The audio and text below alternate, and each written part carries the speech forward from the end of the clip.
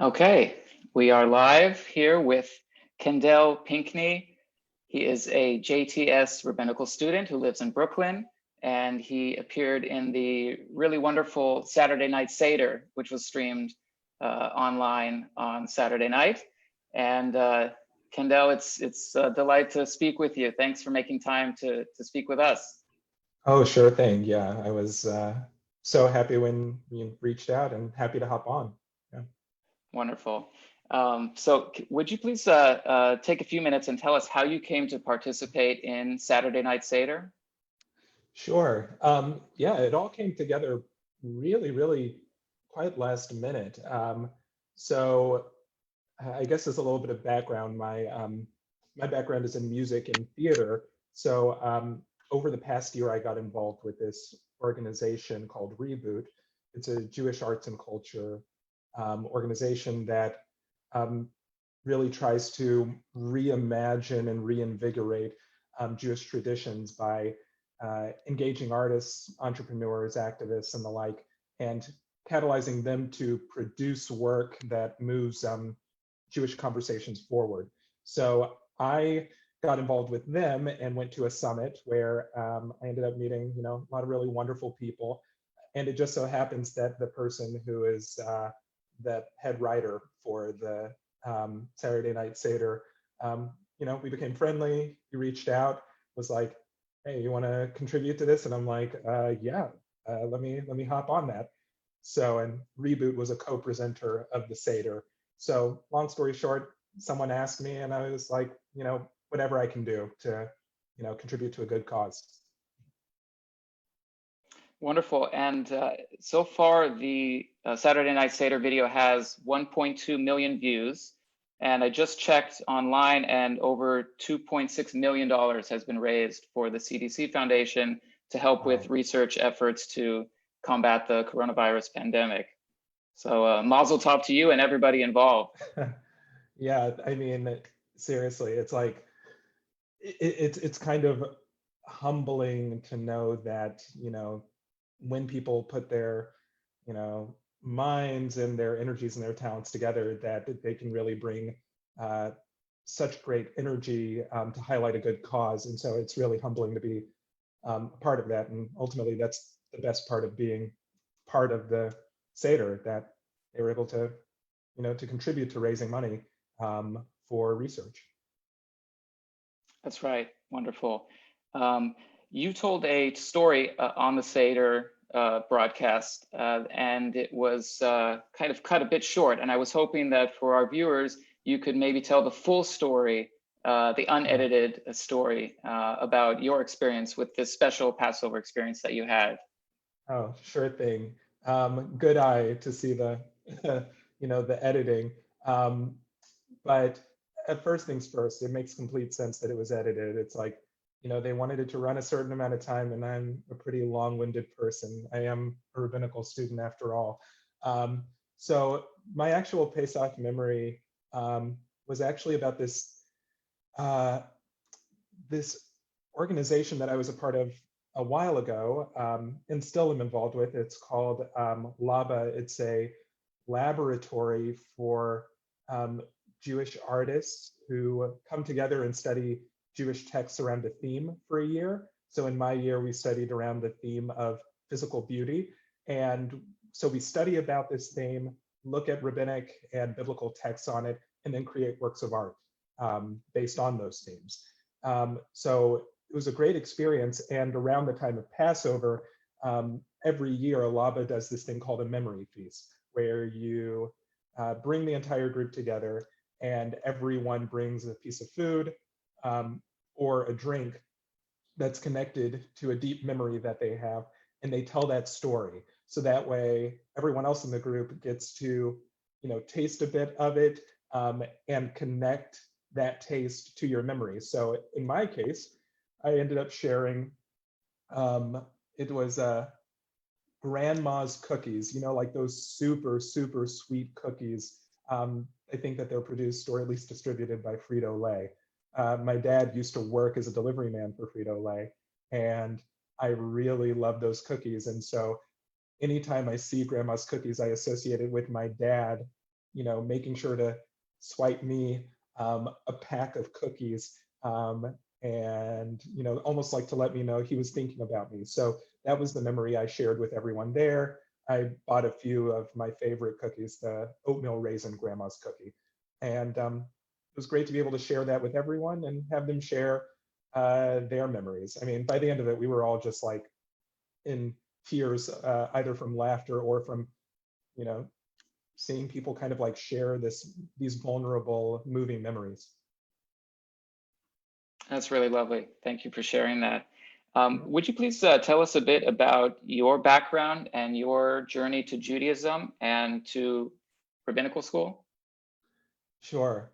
All right. So trying to do the nutshell version, I grew up in a Black megachurch in Dallas, Texas, and it's called Concord Church. And I grew up in a religious family, religious Christians, and yeah, we were very serious, very sincere, very committed to our tradition and to that faith. So I grew up with all of that and grew up also with the heritage of being like a, having plenty of preachers in the family. So there were definitely some thoughts that I was going to be a preacher when I grew up, because I got involved with the arts when I was pretty young. I was in a international touring boys choir from about the age of 11 through the end of high school. And I ended up going to Oberlin College and Conservatory after I finished high school. And while I was there, I found myself drifting away from the religious community that I had grown up in for a number of reasons that I don't have time to get into. And I was really intrigued by Judaism. It was something I was aware of, even though I didn't really grow up knowing any Jews. And so I decided that I would go to a Friday night service and that I would go to the meal after. As I often like to recall, I went there overdressed with a Protestant Bible in hand, thinking that it was going to be like a Bible study service. And so then when people started praying in a language that I did not understand and standing and swaying and everything, I was like, what is going on? But I was intrigued. And so I kept going back and kept getting more involved, did things with Hillel, studied with the rabbi there, the rabbi at the time. And after I graduated from Oberlin, I moved to New York to do a Master's of Fine Arts at NYU. And once I finished with that degree, some of the work that I did immediately after was in the Brooklyn Jewish community, as I like to call it, the Brooklyn Judaosphere. And the more that I kept getting involved with doing B'nai Mitzvah tutoring, because I had a fair amount of Hebrew from studying abroad in Israel. So I did that. I joined the synagogue staff. I taught after school and like Jewish education, and also ran a Jewish youth group. It was like all of these things just pointed towards, okay, it seems that you like doing this. This is meaningful for you. What's the next step to really enable me to gain more skills and also increase my impact within the community? So it seemed like going to rabbinical school made a lot of sense, and JTS was the perfect fit for me. Wonderful. Now, because of coronavirus, you are no longer meeting in person for classes. Are you doing online learning? And how are you continuing to be involved in Jewish life from home? Right. Great question. I mean, as with most places, still trying to figure out how this all works. But you're right, we're now learning online. It's great to see, like, I mean, it's sad to not be in person with my professors and with my colleagues. But it's been really impressive to see just how everyone's taking it in stride and is adapting so well. In terms of participating in Jewish life, I'll be real, it's difficult because there's nothing that can take place, the place of being in person and doing Jewish in person. So I would say that I'm doing a lot of learning, going to a lot of online learning sessions. In some cases, hopping onto a, Kabbalat Shabbat before sundown on Shabbat, and getting a little bit of virtual community before I head into uh, Shabbat proper. And also, I'm just finding more time to connect with my peers and check in with people. I have to admit, I'm an introvert, so it's like I'm actually doing okay with some of the distancing and solitude stuff.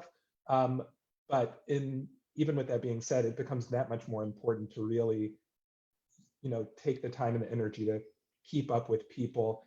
And one of my favorite rabbis at JTS, Rabbi Bill LeBeau, who used to be the dean of the rabbinical school, I have a weekly learning session with him, which is just like food for my soul. And he's such an inspiration. So I'm finding ways. Yes, as we all are. Great. Exactly. What do you hope to do with your rabbinate once you finish and graduate from JTS? So once I finish and graduate from JTS, what I really hope to do is kind of like bring together my love for the arts and my love of Jewish texts in order to be what I like to think of as an arts rabbi. So to some extent, that means just like continuing my own artistic work. So that's one part. And then the second part would be actually working with artists, whether it's artists who are very much identified, like, involved in religious Jews, to artists who would describe themselves as artists who happen to be Jews. I want to be able to support them and connect them to the texts and the wisdom of their heritage, and be able to provide pastoral counseling to them. Also, if they want to think of how their work intersects with their Jewishness, I'm very game for having those conversations, because I do think that one of the things that kind of, it can be frustrating is that in the Jewish community and in many communities, it seems that artists aren't really taken seriously unless they get a big, prize or they win a big award. But it's like, but artists end up contributing so much to culture, and to the progress of culture. So I think I really want to focus on supporting them, because I think that they give so much to the world more broadly, and to, Klal Israel more specifically. Wonderful. And you are an artist yourself, correct? I am, yeah. Tell us about your artwork and also your work with Kaleidoscope Jews. Sure. So yeah, I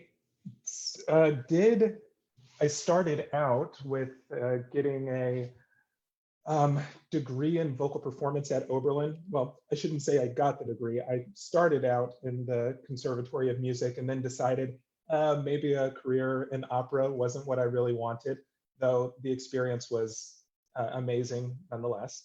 And then ended up getting a Master's of Fine Arts in Musical Theater Writing at NYU Tisch. And so a lot of my work is now focusing in writing musicals, or more frequently writing plays. So I'm constantly writing things that explore the themes of Jewish identity, the Black experience in America, and how those experiences intersect with religion, collective memory, heritage. Yeah, so I'm always working on like 4 or 5 different things that are at different stages. So who knows, maybe one day I'll have something on a stage once we get back to life as, well, maybe not normal, but life as somewhat what it was. And my work with Kaleidoscope Jews is somewhat tied into my work as a theater artist. So about 5 or so years ago, I was asked to be the associate producer for this new monologue showcase that highlighted the stories of Jews of color and Jews from Sephardic and Mizrahi backgrounds. So that was Kaleidoscope. It's founded by the renowned spoken word artist Vanessa Hidary. And we had a cast of about 12 or 13 folks who went through a series of intense writing workshops where, even though most of them were not performers, they wrote very personal, well-crafted monologues about their experiences not being, not being part of like the Ashkenazi or Ashkenormative narrative. And it was really popular, and we developed it into a traveling video workshop, which granted we can't do much traveling right now, but the hope is that with time we'll be able to also figure out a way to offer that virtually as well. Great. Well, I can say personally, I'm really looking forward to seeing your plays come to fruition and come to a stage sometime soon. I've actually really missed being able to go to a theater to watch a production, and I've streamed a couple of shows on Broadway HD over the last few weeks. Right. It's great, but it's not the same experience as being in the theater. Exactly. And I mean, thank goodness for Broadway HD and for the creativity of the theater professionals who are facing this really, really difficult moment. But yeah, you're right. There's nothing like being there in person, which, especially the theater world is, one of the other sectors that's really suffering right now. And so I'm glad to see that there are any number of people who are really trying to find ways to support artists as they go through this really difficult transitional time. Absolutely. And do you have any favorite shows that you've seen over the past few years that you would recommend? Excluding Hamilton, of course, because we all know that's fantastic. Exactly. It's fantastic. Sure. Goodness, I'm trying to rack my brain, especially to like the last few years. Or at any point, just your favorite shows. Oh, if we're going to favorites, yeah, I have those in spades. All right, the list. Company, obsessed with Company, and I really wanted to see the revival with Katrina Lenk that went up, and unfortunately, everything that happened kind of halted that. So I love Company. I also love Caroline or Change. So fantastic. Really a big fan of Ragtime, Three Penny Opera. Yeah, it's and then so many more that I could name, but as many people would say, you probably can't go wrong with Sondheim, and I'm a big Sondheim fan. Good to hear. So am I. What advice would you give to other Jews of color who are interested in going to rabbinical school and becoming rabbis? Yeah, the first thing that comes to mind is Hebrew. Like, get on your Hebrew, learn your Hebrew, learn it as best as you can. I mean, on the one hand, it's hard to gain access to the nuances of some of our fundamental texts and traditions without Hebrew. But also, it's one of the major languages of our people. So in as much as a person can like really take the time to improve their Hebrew and add in a smattering of Aramaic as well, I think the returns will be on that investment will just be so high. So that's the first thing. The second thing is, and maybe this is self-evident and maybe even possibly cliche, but it's really important to embrace the fullness of all of one's identities. I would say that it took me a while to not closet or compartmentalize all aspects of my identity as a Black man who grew up in the Black church in the South. And it wasn't because I was made to feel like I didn't belong at JTS. In fact, JTS has been very warm and welcoming and affirming of my background.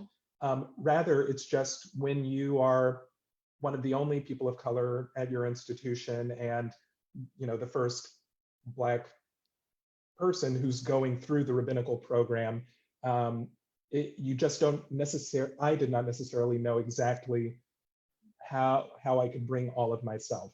And I would say that this past year has really been a chance to kind of really test that. Like, can I bring my full self? And thankfully, I found through my conversations with friends, professors, colleagues, it's like people are much more willing for you to be exactly who you are. At least I can speak for JTS. And that's been amazing to feel welcomed and to feel held. So in as much as, a person can bring their full identities to the seminary process, I would say do it. I would say that those are probably the two main things that I would give as advice. Wonderful. That's really valuable. Thank you for sharing Oh, that. also Yes. reach out to other Jews of color if you are, having questions, if you're having concerns. I mean, Jews of color make up, like, by some statistics, as much as 20% of the, American Jewish population. And what's more is that there are Jewish professionals who are Jews of color, or Jews from non-exclusively Ashkenazi backgrounds. So there are people out there, reach out. I've found that in reaching out to most folks, they're really open to share of their time and share of their experience and be a resource. Excellent. And finally, I have to ask you, since you appeared on the Saturday Night Seder video, what kind of response have you received personally? Obviously, you're not leaving your apartment and seeing people and being recognized on the street, but I imagine you've gotten quite a few messages. Yeah, it's really strange because as someone who's training to be a rabbi, and sure, I am also a creative and a theater maker, and very committed to that as well. But as someone who's training to be a rabbi, you don't expect for people to be like noticing you or reaching out. But yeah, it's been really nice to receive little messages from friends and colleagues, and acquaintances. And yeah, there's sometimes people reach out, and it's it's weird. So if I'm experiencing this, I can only imagine what the actual stars and gedolim from the Seder, what their experiences have been throughout their careers as public figures and being in the entertainment business. But it's been nice. Good. Well, it's been a pleasure speaking with you, Kendell, and we wish you Moedim L'Simcha, and be safe. And if you'd like to learn more about B'chol Lashon and our Passover resources, please visit www.globaljews.org. Again, Kendell, thank you so much. Thank you so much. Moedim L'Simcha, and thanks for taking the time today. Bye.